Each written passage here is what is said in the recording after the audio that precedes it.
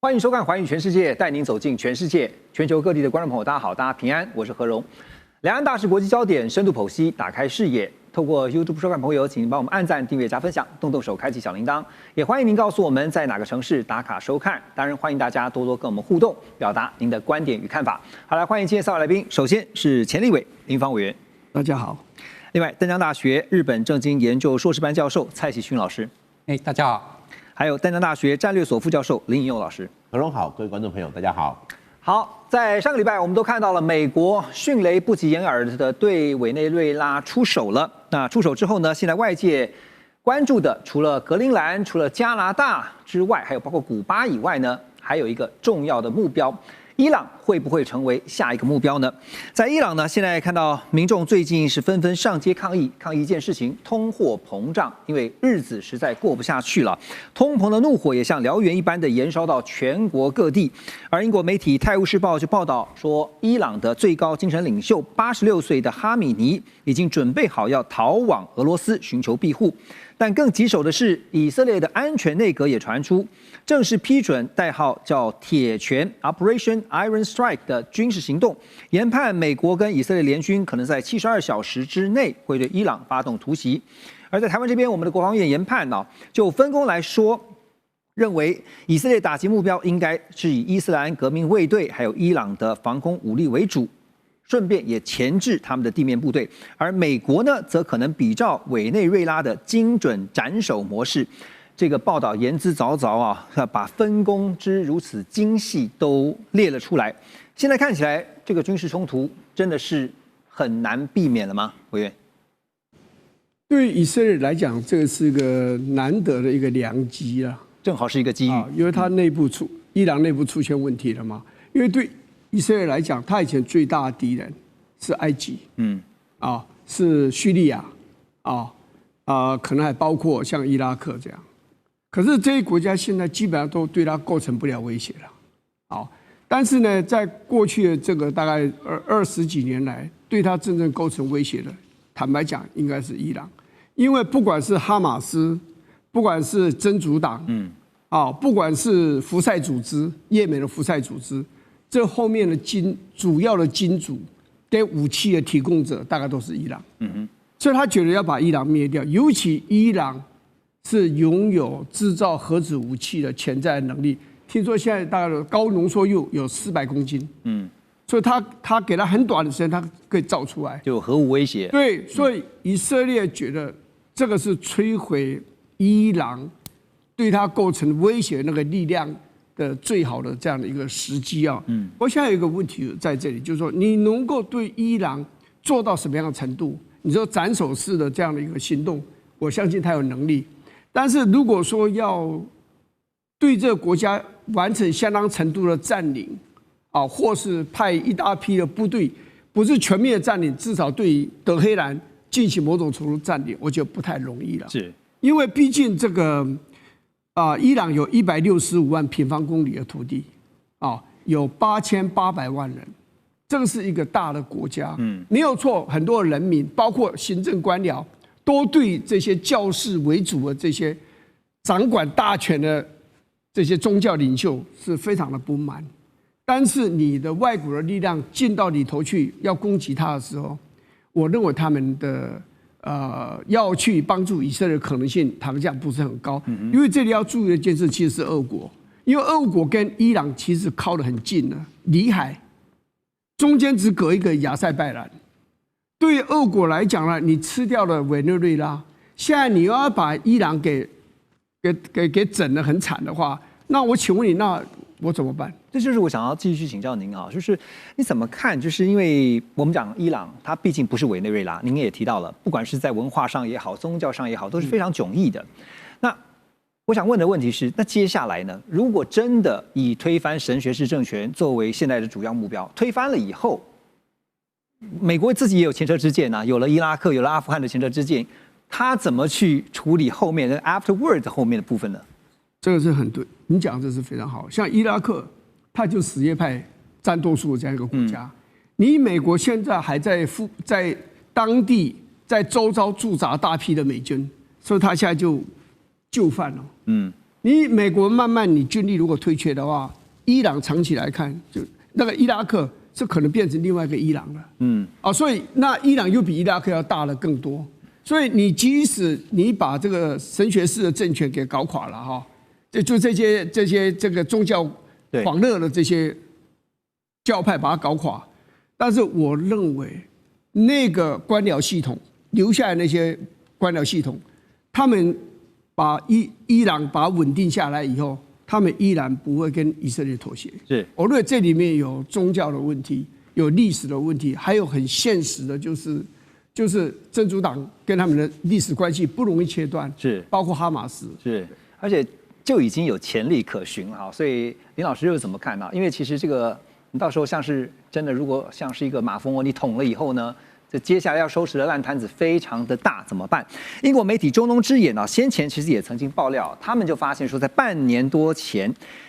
伊朗跟以色列停火协议签署不到半个月的时间呢，中国大陆就向伊朗紧急交付了大批的防空导弹系统，而被认为呢可能是红旗9B，交易的方式更是采取石油换武器的模式。那么伊朗呢以价值20亿美元的石油换取中方的歼20隐形战机，还有 HQ9 防空系统，还有就是歼14雷达。好，那么我要问的就是这些中国大陆制的武器系统，如果真的是如同媒体报道，那它能够为伊朗的防御甚或是在攻击上面提升多少的战力？我觉得我们这边要先把它分开来看。第一个的话是它的一个战斗机跟它的防空系统，这两个是不太一样的。那我们先说这个战斗机好了。这一边的话，报纸这一边的一些媒体说是这一个歼20，我觉得歼20机会不大，因为歼20的话，今天其实中国它自己生产的量，它自己都没有完全去换装了，还来不及去换装。那你说还要现在全部把这些歼20送去给伊朗吗？因为其实对我们对中共的一个武器的一个研究的话，它现在是什么？研发一代，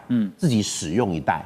外销一代。现在外销的话，它还会不会先是以歼10或其他像之前我们看到的这印巴空战嘛，是以歼10这个系统为主的？那你现在就要去卖出歼20吗？我觉得这一点是有一点点的一个疑惑，而且歼20的产量还来得及去跟得上，立刻提供给伊朗吗？或者是说今天在这场战争的话，先不说战争的这一个最后胜负为何，但至少歼20可能有些损失，是不是我直接就让歼20让以色列，你给了以色列或者让美国知道它的参数，那会不会对未来的台海作战相对来说添加更多的变数？所以我觉得就算会出售战机，应该也不是歼20。所以其实相对来讲的话，要先提供的应该是以防空系统为主。但问题是，伊朗的防空系统之前已经被攻破一次了啊！之前我们大家有印象啊，美国不是 V2 吗？长程的一个分析。所以其实现在对于伊朗来讲的话，它的一个防空系统要如何去跟中国这边去重新建立，我觉得这是当务之急。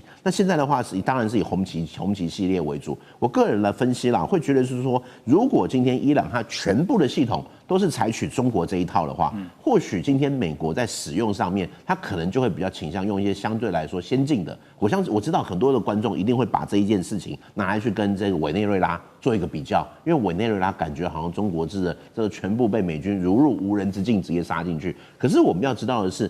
中国的一个武器，它固然进步很快，但在一个系统的一个我们说整合上面是有问题，特别是委内瑞拉的这一些武器，它从中国这边得到，但是它在这一个后勤保养上面，那些高精密度的雷达，你可能少了一些东西，会让它的一个精度、效度或者是一个运作的状况就不是那么的一个流畅。对，而且它今天雷达或许是中国，可是它的这个对空的火力 S300或者是等等这些飞弹是来自于俄罗斯的，所以其实今天委内瑞拉在碰到美国，我自己是觉得美国用单纯的这种电子作战就把它瘫痪掉了。他没有必要去出动这些隐形轰炸机、隐形战斗机，但是今天美国在对付伊朗的时候，今天的伊朗应该是可以去从歼14雷达啦到这个红旗系列啦，应该这边的话跟中国的合作是会比委内瑞拉来得好，但是美国也不会用打委内瑞拉这种模式去对付伊朗，它会使用的可能就是更多的一些先进的战斗机 F-22啦，或者是这个 F-35啦，或者是我们讲 B2 啦等等这一些，除了电子作战的压制之外，也会去大量出动先进的一些战斗机。所以其实就这样子来看的话，它的一个跟我们很难去从印巴空战，它或者是委内瑞拉来去做一个比较，就是大家会觉得说，会不会变成一场又是中美制造的武器的一场实测大比拼哈？刚刚老师提到这个一点的时候，我也特别想到说，这次大家在讨论委内瑞拉这个事情的时候呢，说什么中制武器都没有发挥效果啊？别忘了，武器是人操作的哈。也有阴谋论，不是说这个里应外合之说嘛哈，就是说这个飞弹也好，防空系统也好，都没有起作用。那如果是人不去让它起作用，有没有可能呢？这也是大家在事后呢多所讨论的。好，那现在说到了，刚才提到了 F-35啊，是美国最先进的飞机啊。美国政府有一个问责署哈，最近有一些相关的报告哈，令人玩味啊。因为呢，这个报告就指出，美国空军 F-35A 的妥善率在2023年度只有51.9%，就是刚好过了一半。那数字呢，远低于美国国防部所设定的80%到90%的目标水准。也就是说，平均每2架当中就有1架 F-35没有办法在最佳状态下升空，所以情况显得相当严峻。而妥善率下降的因素呢，最主要是零件短缺跟维修延宕。F-35目前所采用的是由这个参与研发还有制造的各个国家彼此来调配零件的供应机制，但是实际上的情况却是呢，零件维修的时间太长了，导致库存耗尽的情况不断的发生啊。所以简单来问，这个 F-35大家都现在说是在6代机之前，起码是5代机的最强空战战机，可是就面对到这个妥适率的问题啊，蔡老师，您觉得这个问题有解吗？那问题如果说放在日方来讲的话，他们可能会去想办法做一个解决。为什么？因为他们已经跟美国买了147架，F-35A 的话是105架 ，F-35B 是42架。那 F-35B 是要放在加贺号跟出云号上面。那我们知道日方他们在维修上面的话虽然是非常的强，但是他们还是要去做这一个方面的一个努力。这个努力我们可以从另外一个地方去看得出来，叫做马毛岛。马毛岛的话，也就是 F-35A 跟 F-35B 他们做训练，或者是说战时会发生什么战事的时候，整个都会移过去那个地方，那个是我们可以去观察的。那这个观察的话，我们也看到大陆的军方嘛，他们最近也有注意到这一个点，所以他们最近经常去，不是只有去什么东海照一照，他去了大隅海峡，也就是在鹿儿岛附近那一个地方，他们会去观察。所以这个的话，当然日方的话也是去做一个努力了。当然他们自己有所谓的三菱重工，三菱重工的话也是希望跟他们做一个合作。而且我们看到，日本跟美国的一个强项会稍微有点不大一样。美国的话，它做一个很先进的东西会很快，可是他们在维修上面来讲就会有一点点的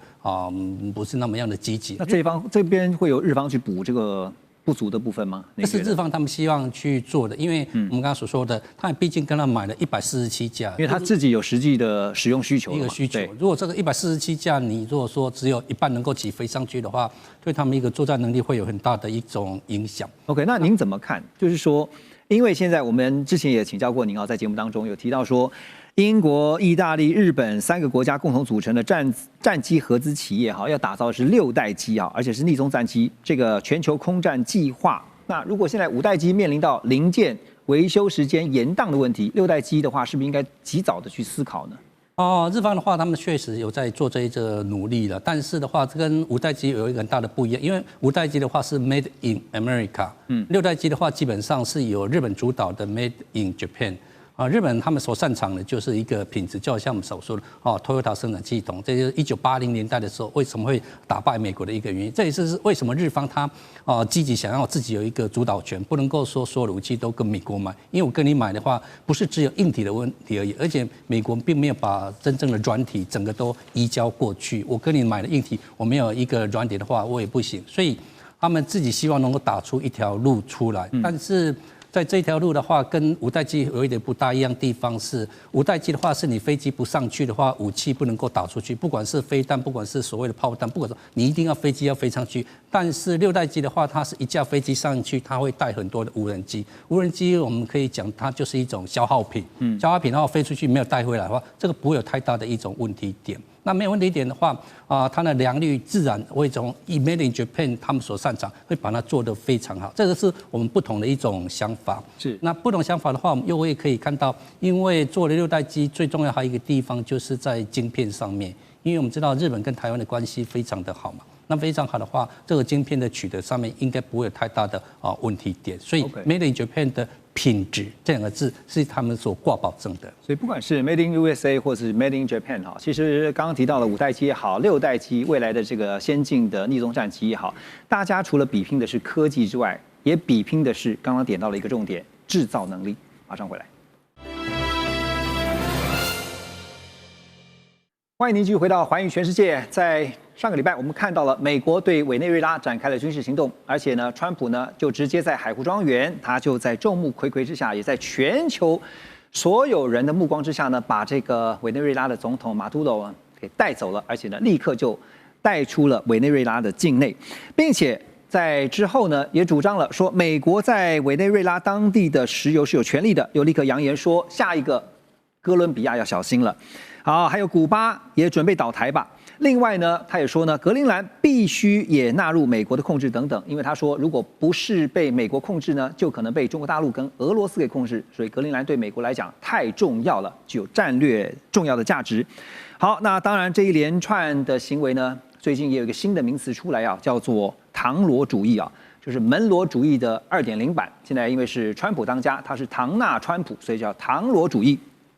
川普6号就宣布，委内瑞拉临时政府呢将向美国移交3000万到5000万桶的石油，而且他特别强调要用市价出售，所得到的这些资金呢将会由川普来进行监管，确保这些资金用在造福委内瑞拉人民跟美国人民。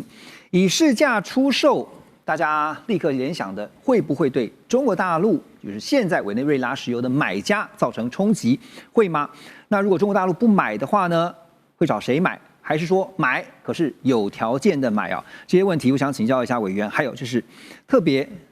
川普现在讲说，我委内瑞拉的油脉我控制住了，我要用来造福委内瑞拉人民跟美国人民，可是很多细节都还没讲定，不是吗？对，我先这样讲啊，3000万桶跟5000万桶是他目前的储油槽里面拿出来的。那过了这些呢？这3000万到5000万桶看起来很多，其实不多一下就没有了。然后接着川普的讲法，他用了 ownership 嘛，他拥有嘛，他拥有这个，他有拥有权。Greenland，他对这个也是一样，他就是要拥有，那他长期持有。那这样问题来了，他礼拜5他找了各大的石油公司的老板们在白宫谈嘛。就说你们要投资嘛，要赶快把更多的石油给挖出来嘛，所以这是个长期投资。我们先这样讲，一个讲，第一个蕴藏量，究竟委内瑞拉的石油蕴藏量有多少？说有3000亿桶。我告诉你，这个现在国际的专家们是很质疑的，因为最早的这种出来的数字是1000亿桶，怎么3搞2搞变成3000亿桶？会不会夸大？所以美国是享受这全世界最多石油就在委内瑞拉，如果没有的时候，那你怎么办？第二个是开采的费用，这个大老板们到现在为止不敢答应的原因在这里。你知道，钻探的设备很多都已经陈旧、坏掉，没有经营。是，那你钻探的这些设备，还有呢油管，油管很贵然后接着道路，你要有道路才能够去进行这些搬运这些设备嘛。还有就是这个所谓的港口，你的港口呢？另外，你的那个港口的设备呢，不是只有港口，港口要有特别的能够把油给运上船的这样的一个设备，还有一个电力，更重要一件事，治安的问题。你这个国家是很乱的国家，你的这个因为怎么讲啊？公权力是有问题的。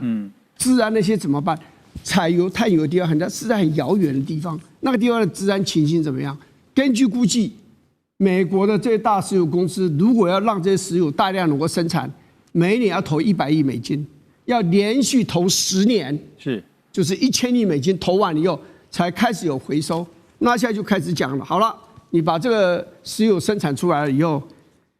按照克鲁曼这诺贝尔奖的得主这2天讲的话。你因为你的发挥这么大，你1桶要卖80块美元，他说用市价来卖，那谁要买？你的是对啊，那你如果80块美元的话，我请问你，你有竞争力吗？他讲了一件事，西德州的石油，期货56块美金，然后56.29美元，美国的页岩油62块美元，还有这个他那边的开采叫 Orinoco 那个 Bell 那一带，那开采的费用会非常的巨大。我刚还特别查了一下，西德州的原油最新的价钱是59.12，那你现在卖80块美金，你到国际市场谁给你买？布兰特的原油也只有63块，63块美金，还有这个杜拜的原油61块7毛9，你卖80块钱，谁给你买？还有你刚刚讲到中国大陆跟俄国的问题在这里，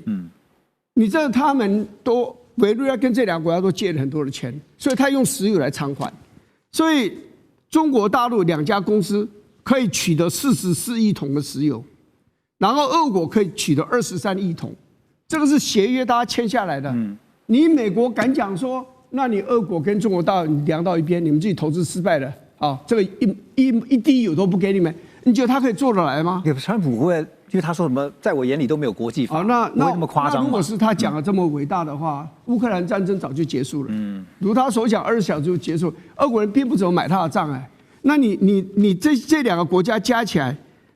一共有67亿桶的石油。就不要了，就让你美国挖出来，然后把它卖掉卖不掉不知道，就让你在那边全处置。我觉得没有那么容易的事情。那简单请教您哈，因为中国大陆在中南美其实投资行之有年，一带一路这个部分啊，这个影响会是怎么样？其实到目前为止，在中南美洲投资最大的是中国大陆，不是美国。你看像秘鲁啊，到处像港口啊什么，它都投资。跟巴西买这个大豆啊，跟阿根廷也买大豆，而且已经布局很久了。对，还甚至有卫星的这个接收站的，所以他花了很多的时间经营了非常久。你美国现在美国现在当然开始介入，只是他介入的手段，拉丁美洲人要不要买？譬如说，你说你进攻委内瑞拉，因为委内瑞拉这个总统啊包庇这个贩毒，是，那你为什么把洪都拉斯的前任的总统？在美国法院判45年，开始坐牢了，你就一口气赦免他，对不对？你就是为了赢的选举而已，所以你就不择手段嘛，对不对？那你譬如说，你这个阿根廷，你贷款了200亿美金给他们，好，那你这样的做法就是要介入人家的选举，只是加深拉丁美洲人对美国的一些的不满。所以，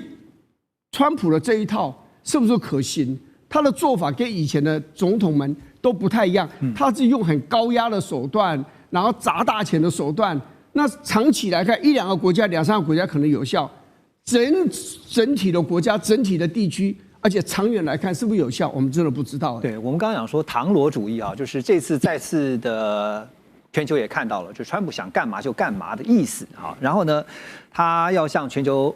证明一件事情，就是要让美洲成为美洲人的美洲，就不准其他人啊，包括以前欧洲，现在呢亚洲势力都不准进美洲。好，但是有可能吗？因为他要怎么样来控制这个委内瑞拉呢？委内瑞拉临时总统，我们现在看到在画面中这位哈，叫做罗德里格斯，他说呢，其实他有会见了中国大陆驻委内瑞拉的大使，也赞赏中国大陆呢在强烈谴责美方严重违反国际法跟侵犯委内瑞拉主权行径方面所坚持的立场。那现在稀土交易所呢也有一个公布，他说委内瑞拉呢大约有30万公吨的稀土可用，大约是中国大陆已知储量的1半，所以呢还是除了石油以外就是稀土啊，这是重要的战略资源。好，回到我的问题啊，林老师觉得，川普已经说了，这个他也警告了接任者，如果你这个不听美国的话的话，你也要付出可能更高的代价。但重点是他要怎么实质控制委内瑞拉。这一边的话，可是在这个资源上面，我们可能就要先有点区分，就是石油跟这稀土是有点不太一样的。因为石油基本上它是一个，我不能说公共财，但是它的市场的流通性是很大的。讲的实在一点，各国都会需要石油嘛，是，不管是这个你是开发中还是什么的，还是你已经是已开发国家，石油对于各个国家来说是很重要的能源，或者是什么船舰等等，这些都是有它的一个流通性。但是稀土不太一样。稀土的话，它会需要很高的一个精炼技术，那这里的话，其他国家讲的直接或难听一点，委内瑞拉的一个稀土是不是有其他国家愿意买？其实基本上这是一个问号，因为对中国来说，稀土它最多啊，它就是甚至要把稀土当成武器来去对付像日本或者是其他国家嘛，这就是现在中国的政策。所以其实委内瑞拉的话，如果美国，我个人会认为啊，美国对委内瑞拉的话，石油或许会是一个军事上面的一个借口，或者是行动上面的借口，但是在这个稀土上面的话，应该是不会还有更下一步的军事行动，因为对于这一个不管是唐罗主义还是川普他的大战略来讲的话，他会觉得说我已经有一个军事行动了，对付你这一个委内瑞拉过了，那我下一步还要再如法炮制吗？还是说我要全面进攻？我觉得这个真的应该机会是不大。虽然川普是说他国际法他把它丢一边，可是实际上他在一些运作上面，接下来对稀土的话，反而是可以跟委内瑞拉去建立一个经贸上面的一个互动关系。我觉得这一点是比较有机会的。OK。在这个时候呢，其实也看到各国的反应哈。当然，这个相对来说，你可以看到普遍的国家对于美国这样的行径是比较低调的。其中呢，日本，我们就来观察日本首相高市早苗在美国对委内瑞拉采取行动的前一天，也就是1月2号，其实他才透过20分钟的电话跟川普会谈，而且呢，他是祝贺川普哈，也祝贺美国迎来2026，就是美国的250周年的建国。所以呢，对美国来讲，今年是很重要的一年啊。那也承诺呢，美日两国的关系将会持续的紧密联系。没想到在通话隔天，川普就对委内瑞拉动手哈。所以到了4号下午快4点，高市早苗的内阁发表了推文，表示日本会优先保护委内瑞拉当地的侨民。在新年开工记者会上也表示说，日本向来尊重民主、自由、法治等基本价值和原则。将来会持续跟 G7 还有相关国家保持紧密的联系。蔡老师，你觉得日本事先知情吗？应该不知道吧？他们确实有通过电话，但是高市早苗是说，通过电话之后的话，他将来会去拜访美国，大概是就是春天的一个情况啊。但是对日方而言的话，他们会强调一个概念：日美同盟是日本外交与安全保障的基种，而且在10月28日左右的时候，在东京。我们所说的迎宾馆，他也讲过，日美同盟是世界上最伟大的一个同盟，这个是他们不变的一种立场。那对于委内瑞拉这件事情的话，日本政府的一个态度就是有一种我们比较白话，就是比较回避，不直接去评论，怕得罪美国吧？不评论是对是错，他们会评论是说，委内瑞拉必须要回到我们讲的一个民主主义啊、什么法治的一个国家里面，这是那一种讲法。但是日方会关心一个点。将来会不会美国把它切成所谓的西半球跟东半球的一个概念？会不会美国它就只重视了一个西半球，东半球它可能就比较不重视？这个是日方他们会去担心的，也就是希望把美国一定要留在我们的一个东半球，不希望说他们又讲到另外一个字眼，所谓的川普曾经讲过一个字叫做 G2。这个 G2 的话，一般是不容易讲出口的，可是他曾经讲过，所以日本他会担心这个 G2 这个概念，还有东半球、西半球，把它留在我们所说的东半球，就让日本一个人去面对，是日本最担心的。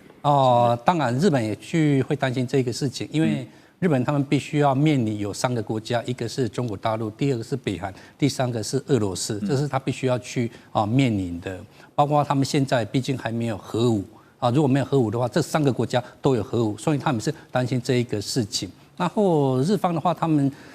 如果说把美国留下来，而且我们看到美国的话，给日方的一个态度是，他还是会留下来，因为我们看到小泉防卫大臣嘛，这2天又去见美国的战争部长，2个的感情还是不错的。虽然说没有正面的回应记者的一种答问呐，那记者也不是说很开心的，但是美国他一个态度。还是跟日本站在一起，这个倒是没有变的，因为日方很清楚，如果说美国离开日本之后的话，它可能在我们所说的东半球这个势力势必会下滑。它除了日本以外，它找不到一个更好的。当然有韩国有菲律宾，可是不是像日本一样这么大的，所以把它留在东半球。对，可以看得出来，这次高市早苗的内阁在发言上比起之前是格外的谨慎跟小心因为呢，先前所发表的这个台湾有事、日本有事这样的一个言论风波，到现在为止还没有停歇。等一下回来，我们就要告诉大家，是中日关系现在又进到了一个更紧张的高点。马上回来。好，回到节目来看，这个礼拜中日关系啊又有了新的变数哈。首先，那几件事情合并在一起看，在东亚这边呢，北韩在4号上午7点50分左右，从平壤的附近啊向日本海发射了好几枚的弹道飞弹。之后，在6号这一天，中国大陆商务部正式宣布禁止包括稀土在内的所有军民两用物资物项向日本出口。然后在7号呢，商务部再宣布将对从日本进口的2氯细烷启动反倾销的调查。这个2氯细烷是什么这个元素呢？是晶片薄膜沉积制成的核心前驱材料。那中方强调呢，会启动这次反倾销调查的焦点就直接指向3大厂商：日本企业的信越化学、法商一空的日本子公司，还有三菱化学。好，那所以呢，对日方展开的经济报复，其实从高市早苗发表过争议性的言论之后，可以看到中国大陆的这个对应啊，其实是一步一步的收紧，而且是一次又一次的精准式的打击啊。那现在大家有一种形容是用点穴式的精准打击。不过看到高市除了相对来说这一阵子比较低调以外，有没有任何的因应方式呢？接下来。因应方式的话，我们先看一下中国大陆对日本的一个，第一个是观光客啊，可是这个观光客到底有没有效？我们看日方刚刚公布的一个数字啊，因为中国大陆是在11月14日的时候，希望他们的国民不要去日本嘛，它是一个谨慎。但是日本刚公布的11月份啊，总共去日本的是2025年11月份是56万2600人，比2024年11月多了。因为2024年11月是54万6333人，所以是增加了3.0%，这个是增加的。那另外一个的话，因为在应该是12号啊，12号的话，他们的船即将要去南鸟岛。南鸟岛那边的话，稀土大概我们全世界可以用几百年。12号的话会出港去开始开挖，这是第一个。那日方现在的话就是一个比较偏不焦虑的一种态度。为什么不焦虑的话？你从整个看下来，它过去已经有一个经验。那我们再用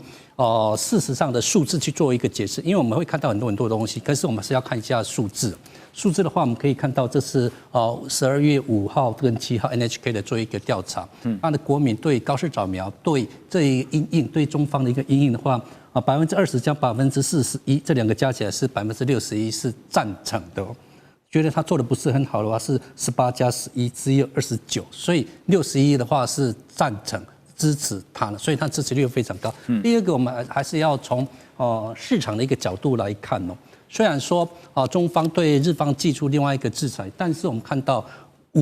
就是星期五的话就是应该是1月9号，日本的股市是往上涨的，日本股市没有往下跌，它的股票没有去松动的，反而是往上涨的。也就是说，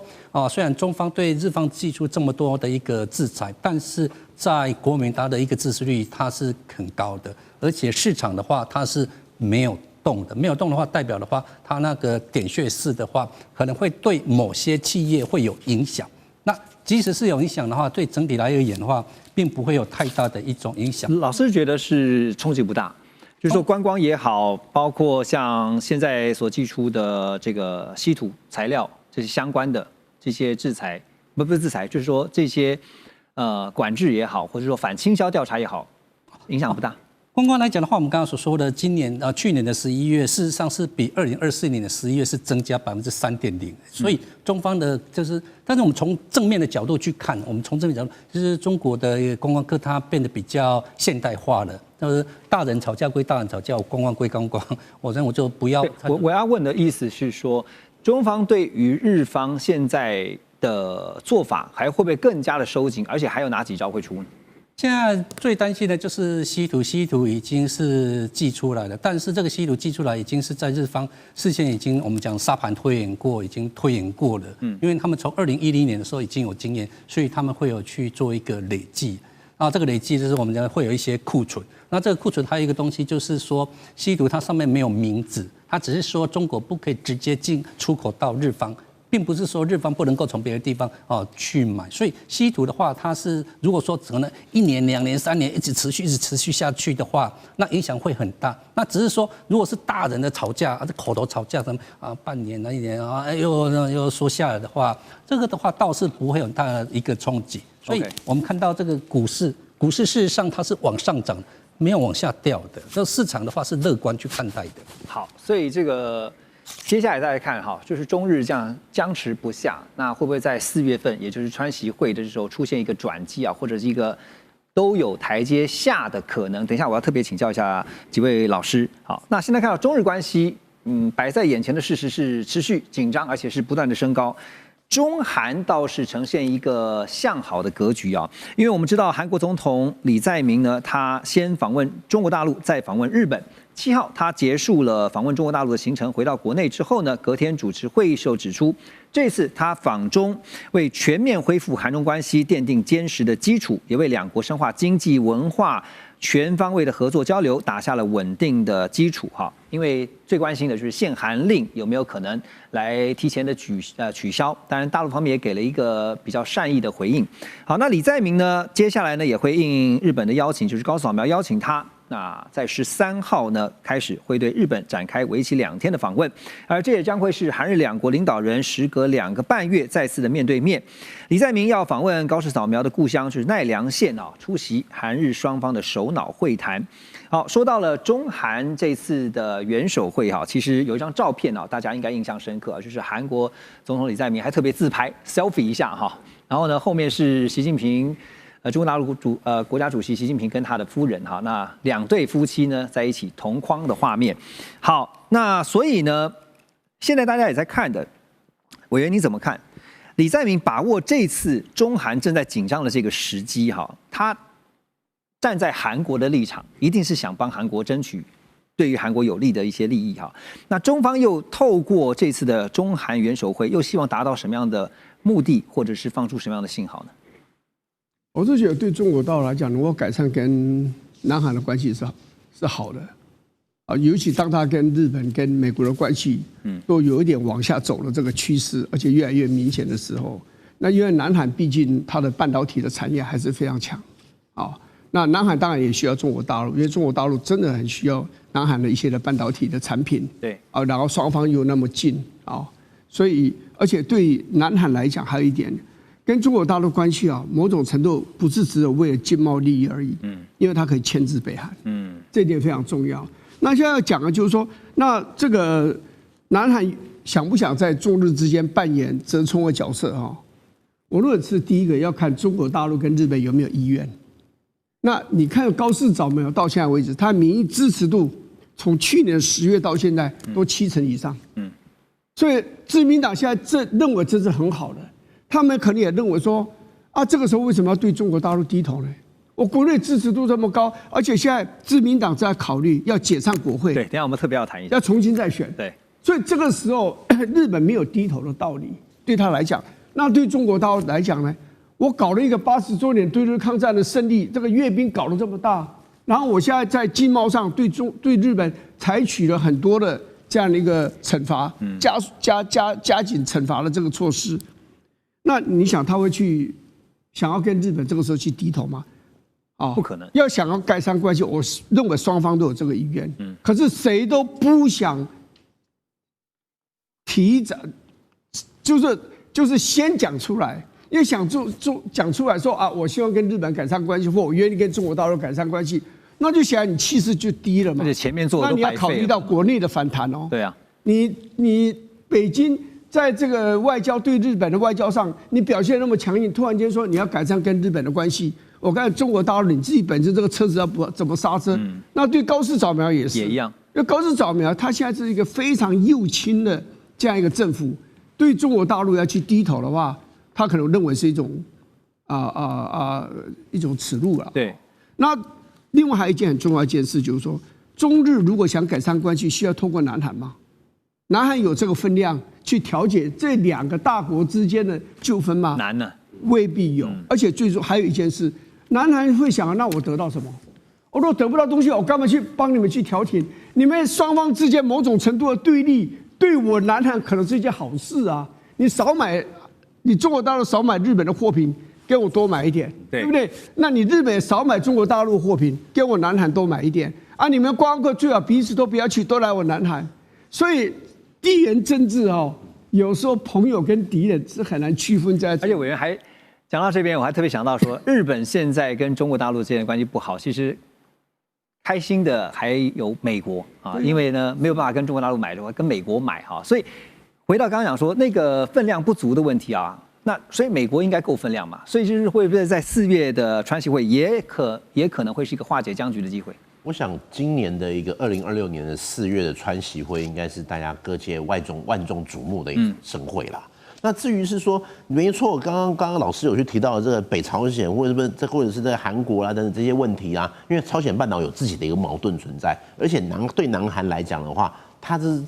日本巴不得他们的中日关系更紧张一点，可是对美国来说就不一样，因为其实我们要看就是美日关系跟这个日韩关系是不一样的。对于日本来讲的话，日本的一些军事国防的或者是外交的政策，基本上跟美国是并切合作在一起的。所以其实今天来看的话，但是川习的见面是不是可以去让中日的关系会有一些春暖花开？我觉得还是去回归到美国本身的大战略。如果今天就川普来说，如果在去年12月发布的 NSS 这一份报告可以去代表美国的一个世界战略观的话，那我会认为中日关系即便好也不会太好，可能不会像现在一样这么样的一个剑拔弩张。但是你说要恢复到过去这么好的一个状况，我觉得是很难的原因，因为对美国来讲，美国采取的就是这种远交近攻，它或许对中国是可以互动，然后它的这个近的这些委内瑞拉或者是一些格陵兰等等这些东西，它要去牢牢的掌握在手中，但是它会去利用，或者你要说利用也可以，或者是合作也可以，它会去透过日本来去牵制中国。所以其实对于美国来讲，他甚至也不会希望中日的关系太好，因为对美国来讲，日本就是他最重要的一个前进基地。是，所以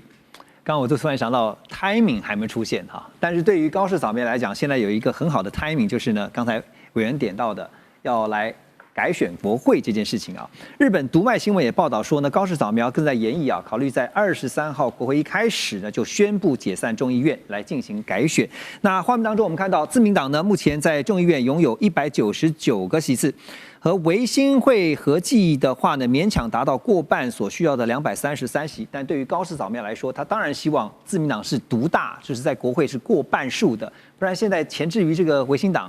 其实有膈应哈。蔡老师，你了解日本的政局啊，所以您觉得，高市接下来就他所带领的自民党有办法一举成为过半的国会最大党吗？高市早苗的话是我们所说的安倍前首相的一个继承者。那安倍的话，他非常会选举，他国政选举的话连6胜，应该说执政最长的一个人。高市的话，他们事实上在去年11月的时候，内部已经做一个调查。如果11月解散的话，大概可以得到260席。今年的话又增加了，可能要再往上升，这是他为什么要解散的一个原因。他算过了，有算过了。那为什么会选因为我讲安倍会选的一个很胜原因，就是叫做安倍经济学。但是现在对日本而言，它的名字叫做中国。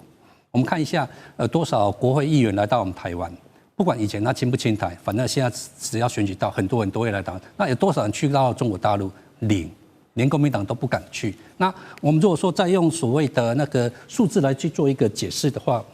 数字的话我把它做一个整理。这个整理的话，这就是所谓的各家媒体的一个，因为可能就说有一些偏斜什么的，但是给大家整理看起来，不管是11月，不管是所谓的大概都6、7成，都会大概是7成都没有往下掉。但既然没有往下掉的话，它的支持率是非常的高。那非常的高的话，他用这样去做一个解散，那可能又有些人会去说了他可能现在是支持率高，可是是不是对于政党的支持率不是很高？那我们再用政党的支持率去做一个解释。政党支持率现在的自民党是大概是30%，第2名的只有6%，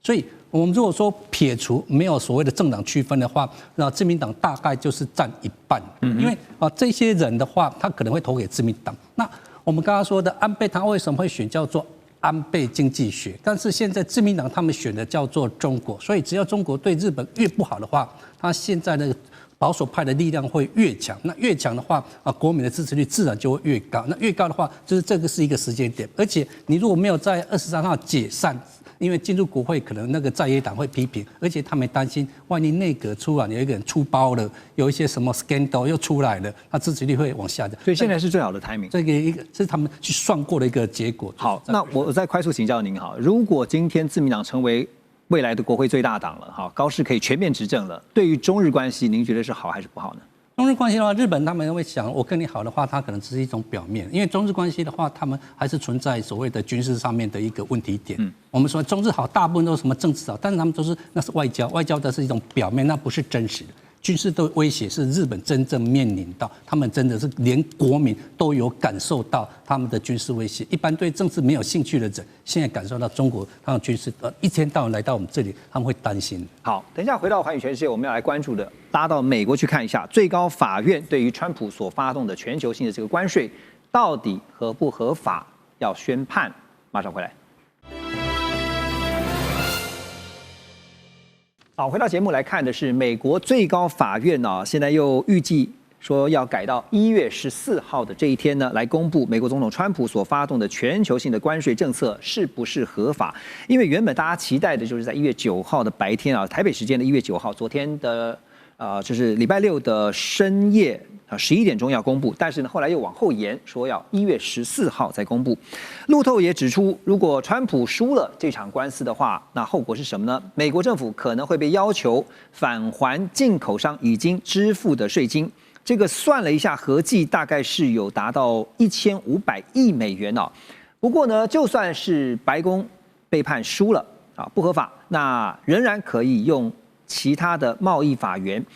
重新来包装关税，比如说有关国安的232条款、贸易的301条款，还有呢122、338这些条款工具啊。所以接下来大家众所瞩目就是1月14号这一天。委员，您觉得这个最高法院，因为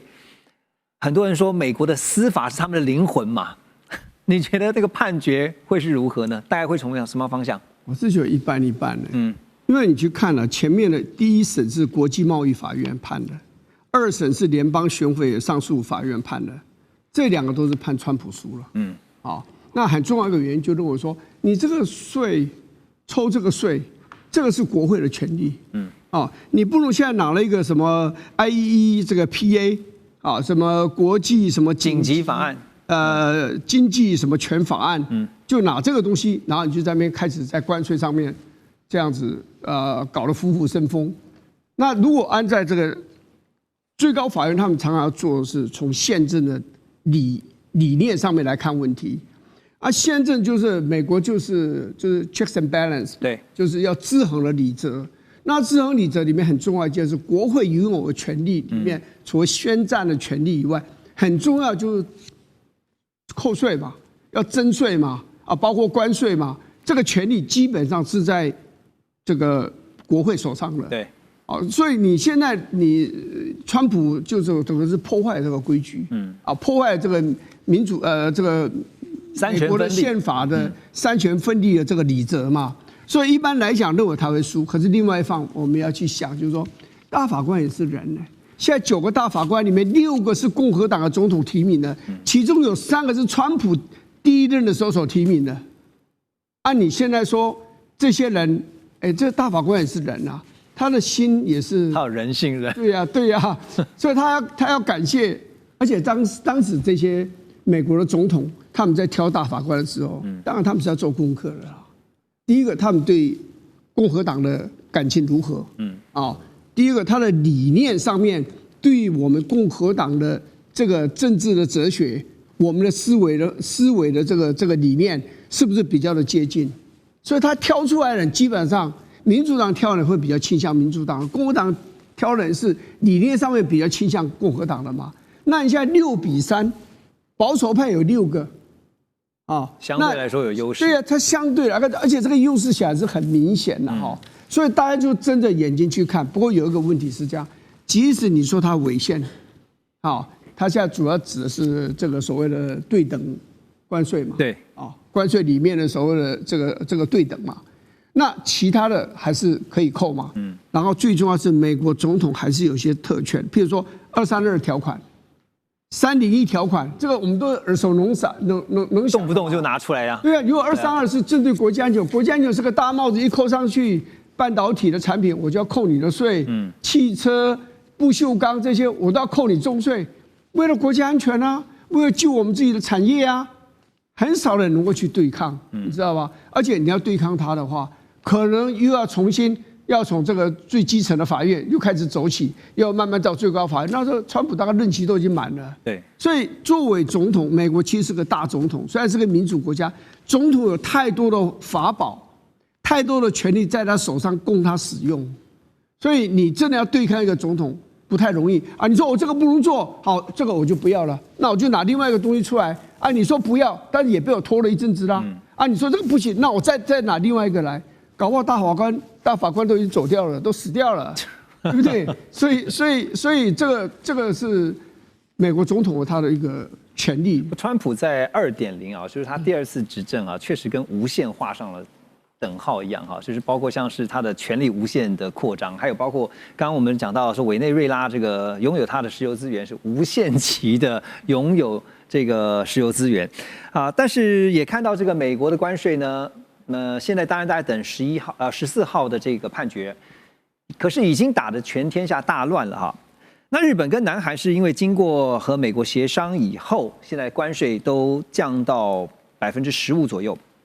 主要受到的影响产业包括像是汽车、机械、工业设备，还有消费品啊。受到影响的企业包括像是本田汽车、现代汽车，还有这个三星电子等等哈。这是日韩的部分。可是最近啊，在日韩的股市啊，尤其日本股市啊，我们来看这个日经指数啊，还有 TOPIX 的指数呢，在新年度前2个交易日就累积了4.3%跟3.8%的涨幅啊，是1990年以来开年头2个交易日最强劲的涨势。日经指数更是突破了52000点。其实不止日本啦，包括台湾股市啊，你也看到涨破了3万点啊。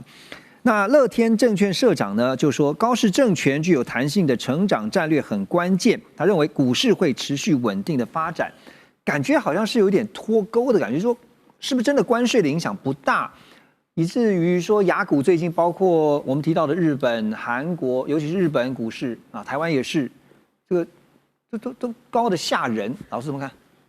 日本股市的话，事实上是在高市首相的当选之后就突破5万点。那5万点到底有多高的话因为他在泡沫经济1989年12月29日的时候，最高点是38915点，所以5万点的话是非常的高。那为什么会这么高的话？因为高市说我是一个负责任的积极财政。那什么叫负责任的积极财政？这个叫做我们所说 PB。Primary balance， 也就是所谓的税收跟税出，他希望达到平衡。过去是以单年度来去计算的，但是高市说是以几个年度来去计算，而不是说我今年收多少就花多少，因为这是他们好多年来的一个目标，确实达不到，这是一个点。所以在股市上面的话，高市它表现得非常好，因为它的一个积极财政会继承安倍首相的3支箭，但是他讲了一个负责任。不过会有一个小小的问题点在股市之外的话，就是在它的汇率。因为它的汇率的话，毕竟还是比较便宜，那便宜的会造成它的一个物价会上涨。那如果说汇率往上升，就是变贵之后，日币变贵的话，物价自然就会变得比较便宜。那为什么汇率会变得没办法压下去的原因，会来自于日本银行，我们讲的叫做中央银行。日本银行的话，事实上是在去年的12月19日的话，在调高它的利息，只有0.75%，还是非常的低的。因为日本银行他们的做法就是稳健，慢慢的往上点，而不是给市场一个我们所说 surprise。你要一个 surprise 的话，日币才会升值，但它不要的这样子。所以日本央行长期来看的话，会维持低利，会慢慢的往上升，慢慢往上升。但是它这个会产生它一个很大的问题。日本的负债是1129兆，占 GDP 是248.7%， 2025年的。这是他的一个问题点，所以他希望是用长期的一个角度成长之后这个 GDP 自然就会往下降，这是他的 PB balance 是以数年度，而且是成长的角度，所以这个不同。OK， 因为现在大家在关注因为我们刚刚也特别提到了，大家都知道说高市早苗其实是承袭这个安倍晋三的，那安倍3支箭现在大家想说早苗经济学有没有办法再度的去创下这个日本的一些经济的盛况？可是那个时空跟现在这个时空会不会是一样所以现在也在看这个事情。好，拉回到美国国内最近有一件事情，其实也是被大家热烈讨论，而且担心会不会演变成更大的一个冲突，就是呢，美国 ICE 的移民官员他们最近在明尼苏达州 Minneapolis 的这个地方呢，枪杀了一名白人女子引发众怒，有上千名的示威者呢上街怒斥可耻。也说执法人员呢用催泪瓦斯还有胡椒喷雾来驱离他们，甚至对于这个开枪，这么轻易的就开枪射杀这一名白人女性啊，表达非常的不满。那路透社有报道说呢 ，ICE 的探员当时是枪杀了这一名叫37岁叫做古德的女子。可是呢，国土安全部的部长诺姆，等相关的官员呢，都为开枪的探员辩护啊，说 ICE 的干员是出于自我防卫。而且也指控说，这个被击毙的这名女子古德呢，当时是企图开车冲撞执法人员，是本土恐怖主义的行为。可是真的，如果你有看过那个影片的话，你会发现这个跟恐怖主义实在差太多了。那也难怪这个 ICE 的官员就是在现场被民众拍下来以后呢，怒斥，而且就告诉他说：“你不要走。”可是他还是走了啊。现在接下来这个事情啊，风波。有人说，这之前才发生了过这个 Black Lives Matters 哈，那现在会不会变成是 White Lives Matters？ 这个事情怎么看？这边的话，我们首先要讲，要把一件事情把它归为是一个恐怖攻击、恐怖分子，是很大的帽子。因为其实美国是经历过恐攻，那他们美国也会去想，经过恐攻以后，他们有爱国者法案等等的一些很多的一些对自由人权，甚至对他们的一个宪法修正案有很多的一些